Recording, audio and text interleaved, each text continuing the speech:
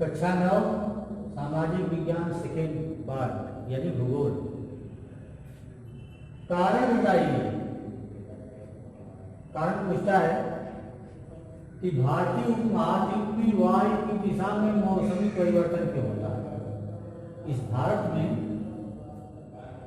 हवा की दिशा बदलती क्यों है। कभी जो है उत्तर से दक्षिण को, तो कभी दक्षिण से उत्तर को इस हवा में परिवर्तन होता है। तो ये क्यों होता है। तो हवा की गति तापमान और वायुदाब पर निर्भर है।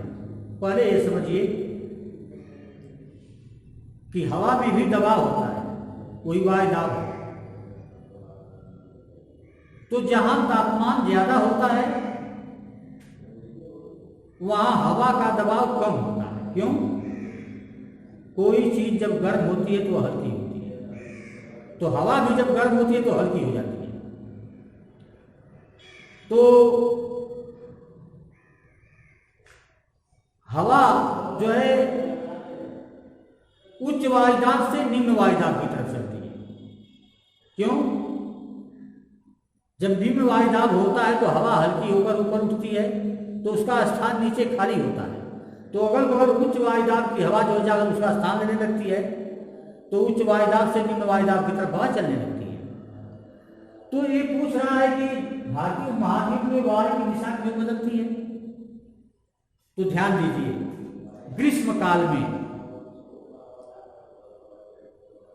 यानी मई जून, अप्रैल मई जून, ये ग्रीष्म काल में भारत में तेज गर्मी पड़ती है। जब तेज गर्मी पड़ती है तो गर्मी के कारण यहाँ की हवा जो है हल्की हो जाती है। जब हल्की हो जाती है तो निम्न वायुदाब हो जाता है।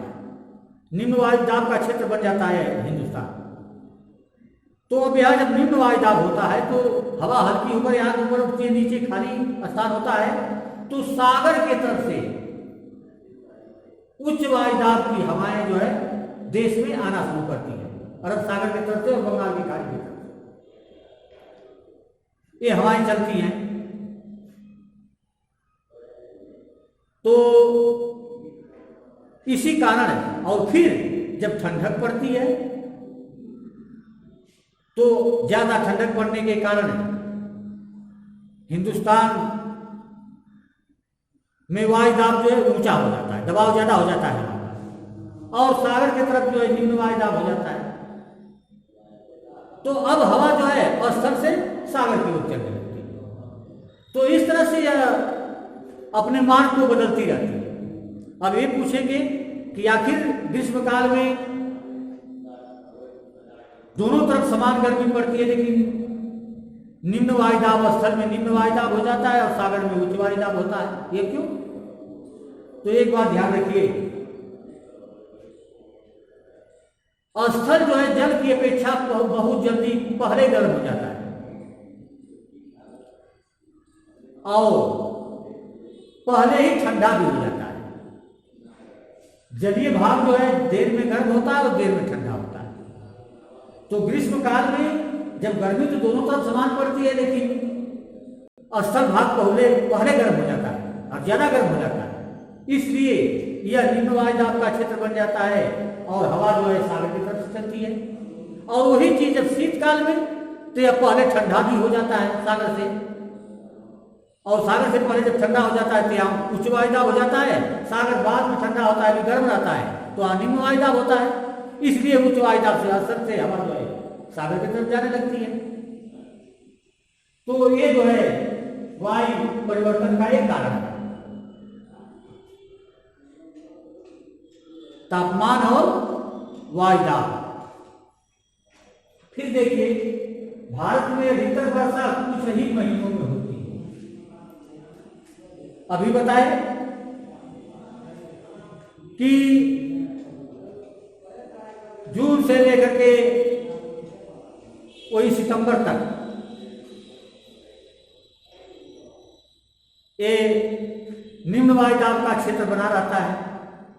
हवा जो है बंगाल की खाड़ी और अरब सागर से मानसून के रूप में चलती हैं और ये जो है जाकर के हिमालय से टकरा करके और वर्षा करती रहती है। फिर धीरे धीरे जब ठंडक का मौसम आ जाता है तो यहाँ उच्च वायुदाब का क्षेत्र बनने लगता है और फिर जो है वर्षा नहीं होती।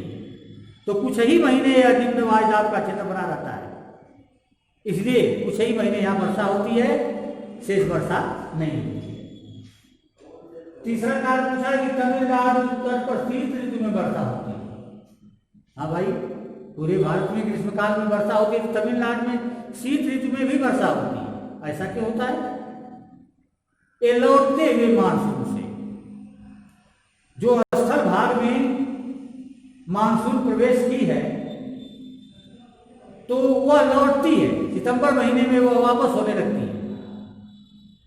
जब वापस होने लगती है तो धीरे धीरे सितंबर के बाद जाड़े का मौसम भी आने लगता है और वह जो आती है तो बंगाल की खाड़ी से कुछ जलवाष्प लेकर के और पूर्वी घाट पहाड़ियों से टकरा करके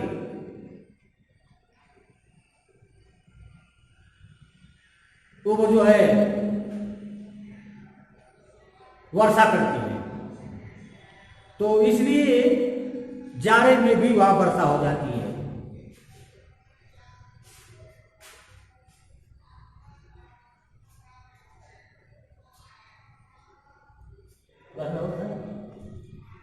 धन्यवाद। शेष अगले दिन।